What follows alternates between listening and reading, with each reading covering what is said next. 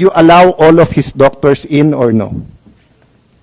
Sir, we have substantial doctor. I think we have complied with 7438, sir. Okay, it doesn't say here substantial.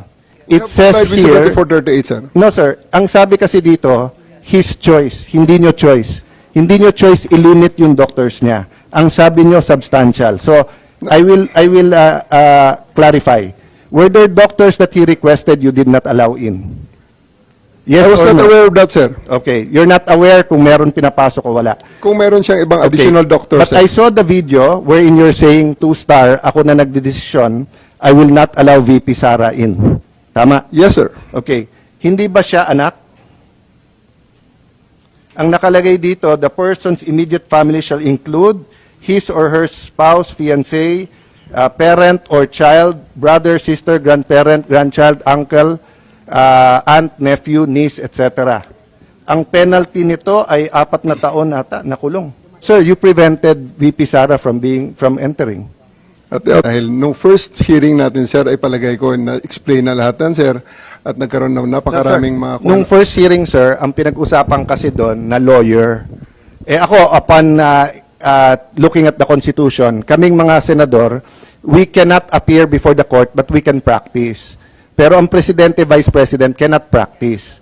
So kasama na ako doon at yung ibang nagsabing abogada. Pero nung nakita ko tong batas na to, nakalagay, pag anak, you cannot stop them from visiting. And nakita ko yung video, but sabi nyo nga, may kompleto kayong video, that's why I'm asking you, baka naman pinapasok nyo nang hindi ko alam. Sabi mo, 2-star, sir, ako na. Ako nagdesisyon nito, sir. I don't know if you use the word, ako mananagot. So, simple ang question ko, did you prevent VP Sara from seeing her father? Yes or no? Can I expound on this, sir, before I answer the yes, Yes, or no, go sir? ahead. Thank you, sir. Kaya ako yung nagpapasalamat, sir, na ma-expound yan, sir, dahil after the first hearing, medyo marami-rami ang lumabas, sir, ng mga misinformation regarding that matter, sir. Yes, sir, I did I did deny the request of President Duterte for him to allow VP Sara to enter, sir. Kasi nga naman, sir, mag-alas 10 na yun, sir. And that is already around 12 hours after we first got him into custody.